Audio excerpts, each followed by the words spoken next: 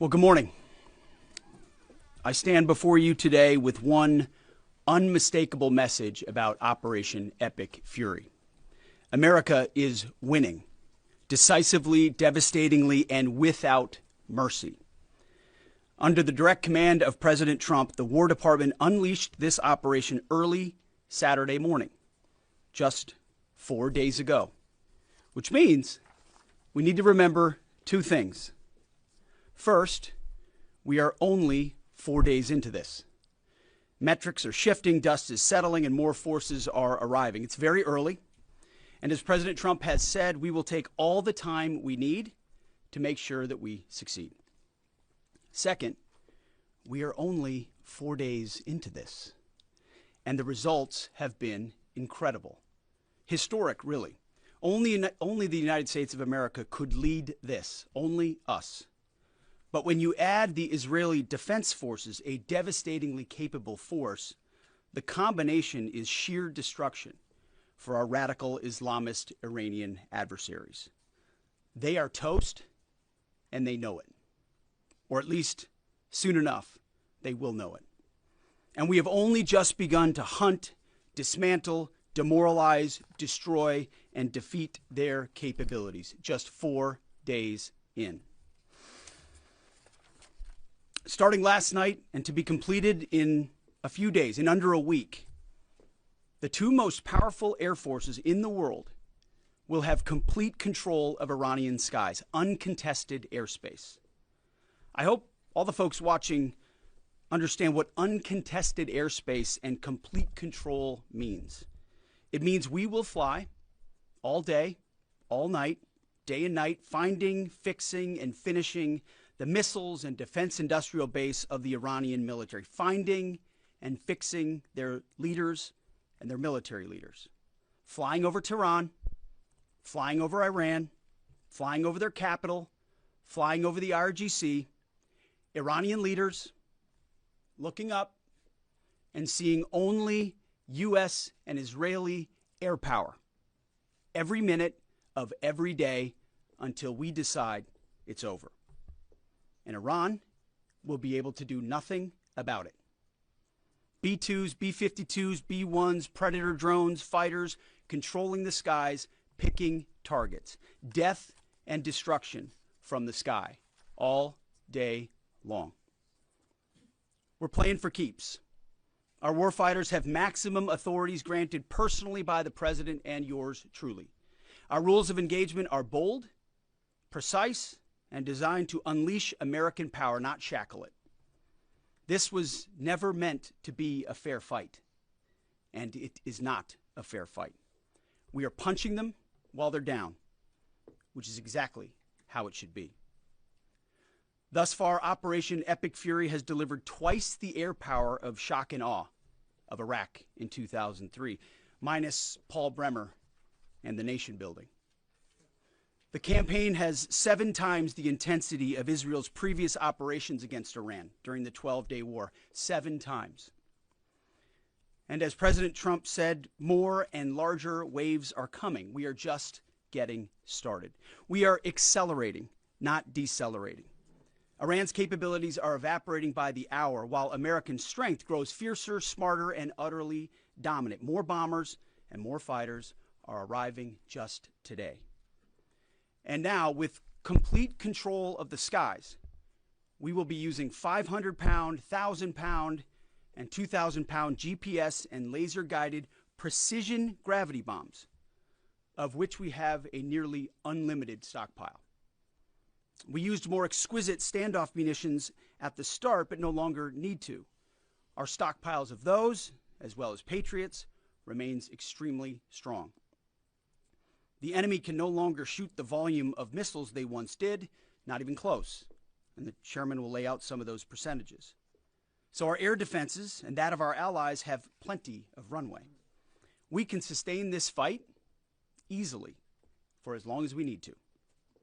And as I said yesterday, we set the terms. Now, you may not see much of it because the IRGC shut off the internet to the entirety of the country. They blind their people on purpose, just like they kill their own on purpose. Much was made of the volume of missiles Iran was able to shoot in the first few days. And sadly, as we projected, a few got through and killed 6 of our best, who will hopefully arrive home soon. We will avenge them, no doubt. But I liken Iran's predicament to a football team who scripted the first 20 plays of a game. The team knew what plays to run because their first few drives were scripted.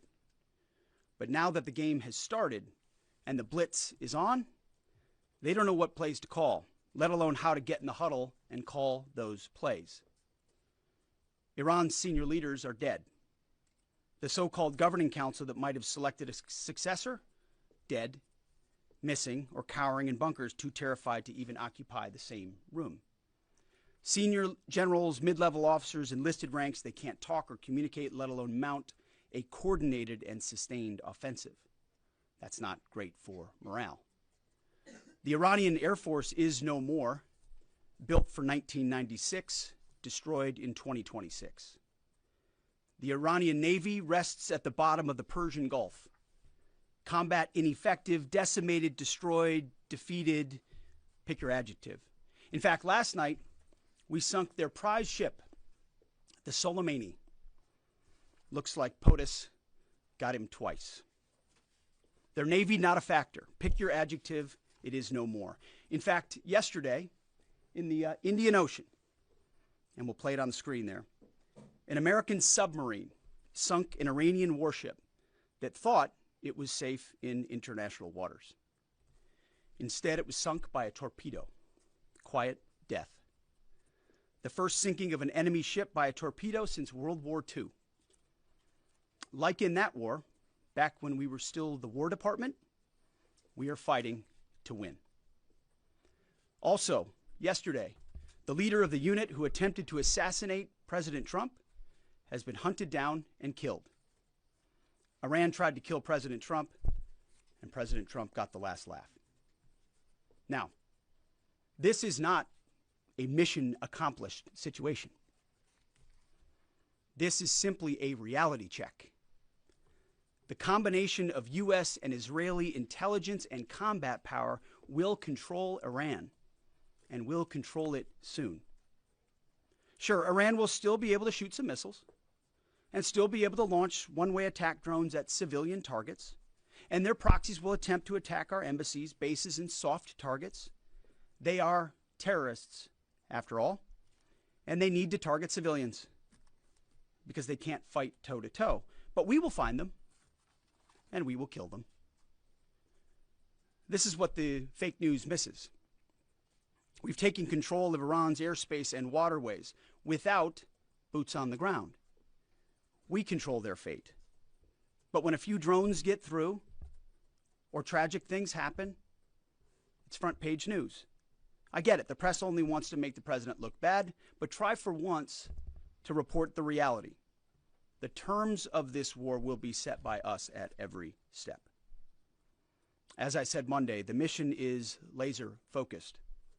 Obliterate Iran's missiles and drones and facilities that produce them, annihilate its navy and critical security infrastructure, and sever their pathway to nuclear weapons. Iran will never possess a nuclear bomb, not on our watch, not ever. And this is why President Trump's moral clarity on Iran today is so vital. Unlike the past, where vague red lines and endless negotiations let Iran fund terror and inch ever so slightly toward a bomb, this president sees the threat plainly and acts decisively. No more half measures, especially when Iran is at its weakest. No more letting Tehran play for time while our people pay the price. His leadership ensures that we finish what we start and that we protect our warfighters by crushing the enemy before they can strike again. Our offensive operations, refined through months of relentless preparation, are unstoppable. And our defensive efforts are unprecedented. We have from the start put the protection of our troops ahead of everything else. Before we very publicly built up offensive combat power, we quietly ensured that our defensive posture and power was in place. And as we built up offensive combat power, we moved the vast majority of American troops over 90% of Americans that were on our bases, what we say off the X, out of the range of Iranian fire. Our defensive shield is equally formidable, the most sophisticated air and missile defense network ever fielded. Thousands of Iranian missiles and drones have been intercepted and vaporized. Tens of thousands of American and allied lives protected.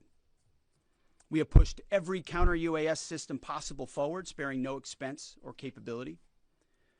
And like I said, this does not mean we can stop everything, but we ensured that the maximum possible defense and maximum possible force protection was set up before we went on offense. In closing, as President Trump told German Chancellor Merz yesterday, Iran negotiated in bad faith, stalling, scheming, and preparing to strike. And we acted decisively to defend our people, our interests, and our allies. President Trump took bold action, putting America first, the kind of bold action that the American people elected him to execute. To our steadfast partner, Israel, your mission is being executed with unmatched skill and iron determination.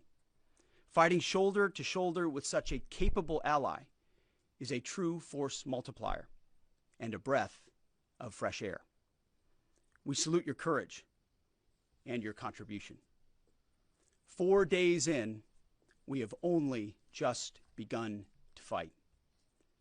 America fights to win, and in Operation Epic Fury, we are. May God's providence cover and protect our troops always.